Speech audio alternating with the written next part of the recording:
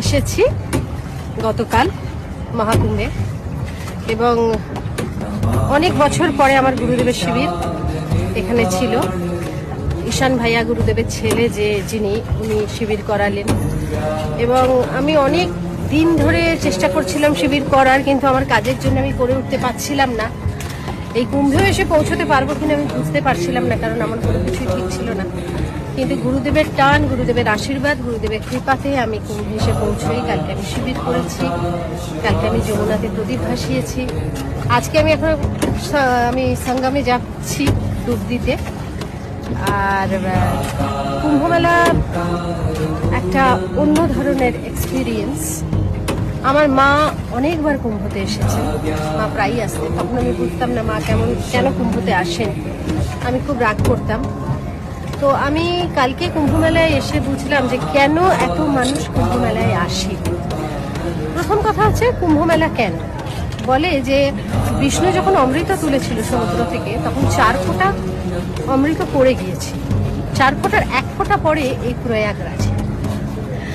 তো সেই জন্য এখানে কুম্ভমেলা হয় এবং বিশ্ব শান্তি সৃষ্টিতে এবং পৃথিবীর সঙ্গে মানে মর্তলোকের সঙ্গে স্বর্গলোকের সম্পর্ক প্রতিষ্ঠা স্থাপনের জন্য ভরদ্বাজ মুনি প্রথম কুম্ভমেলার আয়োজন করেছিলেন এবং পরবর্তীকালে শঙ্করাচার্য কুম্ভমেলার আয়োজন করেন এবং তখন থেকেই কুম্ভমেলার প্রচলন।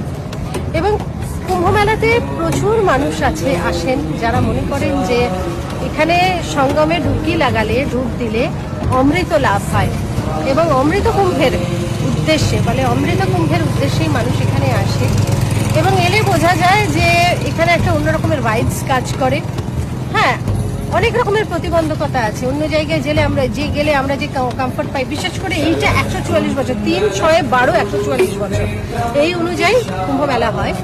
এই 144 বছরের যে কুম্ভ মেলাটা, সেটা তো মানুষের 2টো জন্ম পরপর আসে, আর যেহেতু আগের জন্মের কথা আমরা কেউ মনে করতে পারি না, সুতরাং এই কুম্ভটায় মারাত্মক ভিড় এবং ভিড় মানে প্রচন্ড ভিড়, প্রচুর মানুষ আসছেন, প্রচুর রেস্ট্রিকশনস করে দিয়েছে, সেই পরিমাণ ভেহিকেলস নেই এখানে, প্রচুর মানুষ হাঁটছেন রাস্তা দিয়ে এবং মানুষরা যেখানে সেখানে শুয়ে আছেন, কিছু করার নেই।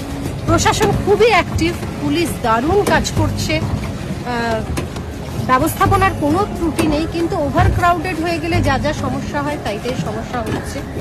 এবং যখন কোনো জায়গার ডিমান্ড বেশি হয় তখন তো সেখানে টাকার একটা ডিমান্ড সাংঘাতিক জায়গায় যায়, সেটাও আছে এখানে। সেজন্য হয়তো অনেক অসুবিধে করছেন।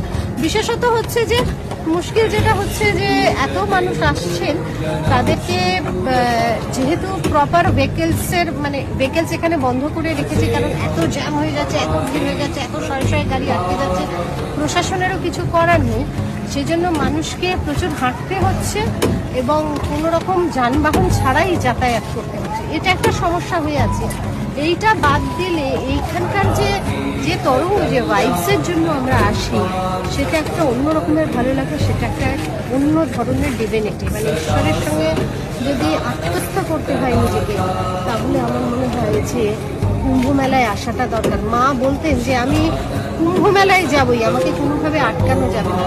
এবং কেন বলতেন এই কথাটা, এই জীবনে প্রথমবার কুম্ভ মেলায় এসে বা কুম্ভে এসে আমি সেটা অনুভব করছি। এবং সব থেকে বড় কথা, আমি তো ভিড়বিহীন মানুষ, কারণ আমি একদম ভিড় অ্যাভয়েড করি, কিন্তু এত মানুষের ভিড়ে, এত মানুষের মধ্যে আমি হাঁটাচলা করছি, এত মানুষকে দেখছি, লাখে লাখে মানুষ, এত লাখ লাখ মানুষ এখানে এসেছে। মানে এই যে মানুষ জড়ো হয়েছে এবং প্রত্যেকেরই উদ্দেশ্য হচ্ছে ঈশ্বরের সঙ্গে সম্পর্ক প্রতিস্থাপন করা, মানে পুনরাপি জননম পুনরাপি মরণ, এই যে জন্ম মৃত্যুর চক্র থেকে, মানে জন্ম মৃত্যুর যে চক্র, তা থেকে মুক্ত হওয়ার জন্যই কুম্ভ মেলায় ডুবকি লাগাতেছে। তো এত মানুষ এসেছেন, তারা সবাই চান ঈশ্বরের সঙ্গে সম্পর্ক প্রতিস্থাপন করতে এবং মুক্তির উদ্দেশ্যে। আপনারা প্রত্যেকে ভালো থাকুন, আনন্দে থাকুন।